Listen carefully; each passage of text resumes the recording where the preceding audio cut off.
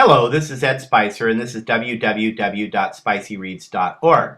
In August 2012, I had the pleasure and the privilege of spending time with Katherine Tegen of HarperCollins.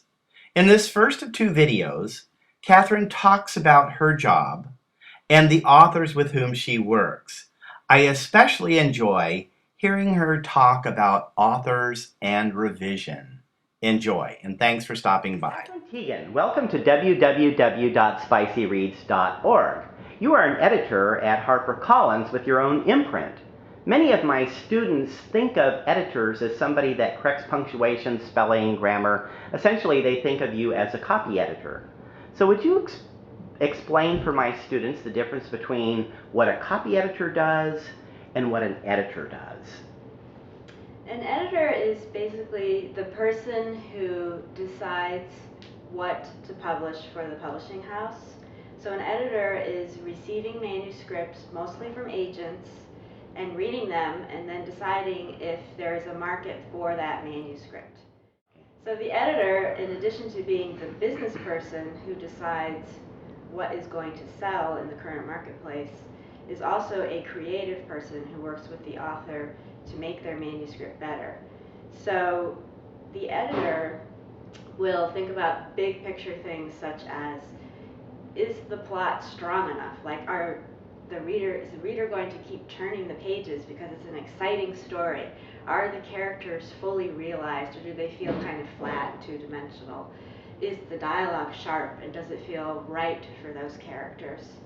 Is there, every story needs to have a conflict, and every story needs to have a resolution. So how does that story arc play out in a book? I edit picture books and fiction, novels. Even a picture book, I feel, needs to have conflict and resolution. There should be a plot in every story, and every story needs to have strong characters because that's what readers identify with. I will do some line editing, it's called. Like, I will go into the manuscript after I've done those big picture things with the author to make the story as strong as possible. I will go into the manuscript and say, like, I don't think that's quite what that character would say. I would suggest putting this in instead. But that is not, that's the extent to what I do in terms of fixing language. A copy editor is someone who gets the manuscript after I'm done with it, and they check punctuation, spelling, grammar, all the correct usage. They will even check things like, if the character was in this place in this scene, and then the character was over here all of a sudden, like, how did they get there? Mm-hmm. So they will look for continuity issues. I look for those things too, but they focus on it more than I do. So they're much more into the nitty-gritty of the manuscript, whereas I'm taking a bigger creative view of it. Right. My students have a very difficult time with revision. Do the authors you work with like revision? Some authors do, and some authors don't. And that's something that an editor has to be very sensitive to, because you need a lot of what an editor does. I have to say that when I was in college, I majored in English literature and psychology, which turned out to be a very good combination because you have to learn how to read your author. Some authors love to get feedback, and some authors want to change their story so it can sell better. In other words, more people will buy it because it's a better book. Or even a better story. Or a better story, exactly.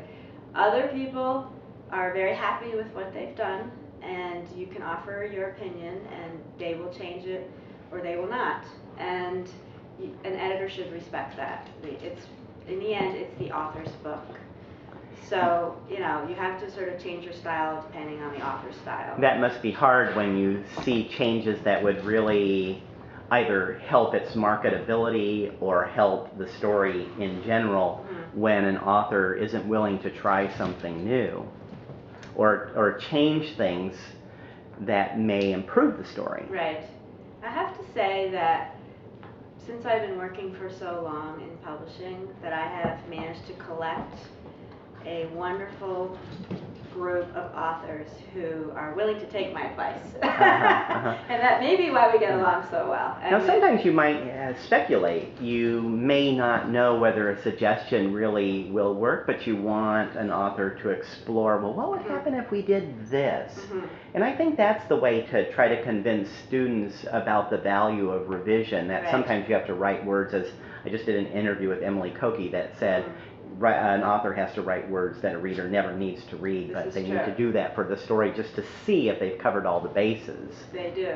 And I would say for students, peer evaluations can be very helpful, because since you're so inside that story yourself, it's really helpful if you can get a friend or another student to read your story and give you feedback on it, because you may not have that perspective in order to change it.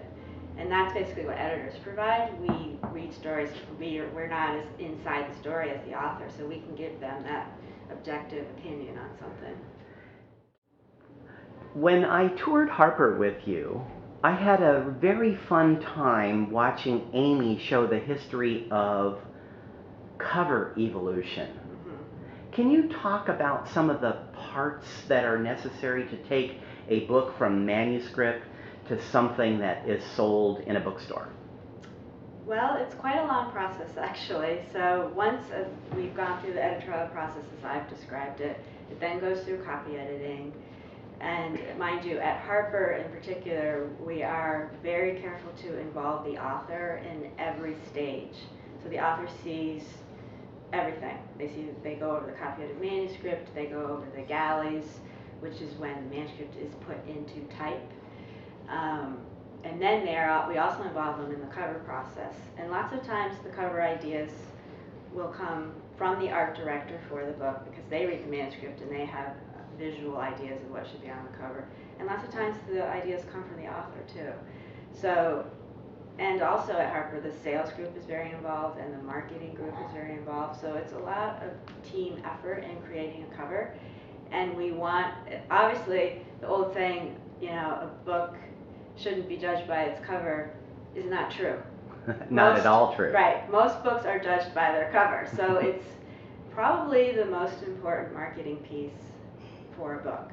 Yeah, I can see by the 7 different initial variations and then the variations upon the variations. We spent a long time looking at an eyeball. Right, exactly, because we have a title called Rush coming up, and it's a really interesting sci-fi book, and how you approach that in a graphic way versus a figural way could be entirely different. So we were showing Ed a whole bunch of different approaches, and we're not even sure at this point which one we're going to go with. What surprises you either as Katherine Tegen author or Katherine Tegen publisher today? Well, one thing I would just like to say in a very general way is that publishing is going through a huge transition right now, and many of the business practices that we work with were established in the 19th century, and publishing back then was a gentleman's business. So it was essentially wealthy, well-to-do men who did publishing as a kind of hobby. And some of that feeling still lingers on in modern day publishing, and I think that has to change. I think we've changed a lot in probably the past 10 years. Like, the growth and the change over the past 10 years has been phenomenal, but we are still clinging to some of these 19th century practices that just don't work anymore. And I think publishing has to take a hard look at itself and figure out what's going to work for the 21st century. And those are radical changes. And we have to be really tough on ourselves and figure out huge issues like distribution, what digital publishing means to us today, and content, because content is ever shifting. And that is basically what we are. We are content creators, and the means of distribution is going to change. These are all huge issues that we're grappling with. And to me, that's exciting because I like change, but it's also difficult. So that's kind of my general overview on publishing today. Okay. Katherine Tegen, thank you so much for appearing on www.spicyreads.org. What a pleasure. Thank you, Ed. I love you, Ed. That was Katherine Tegen. I hope you enjoyed her talking about her job as an editor. In our next video, she speaks about her role as an author. Once again, this is Ed Spicer, and this is www.spicyreads.org. Thanks for stopping by. Bye.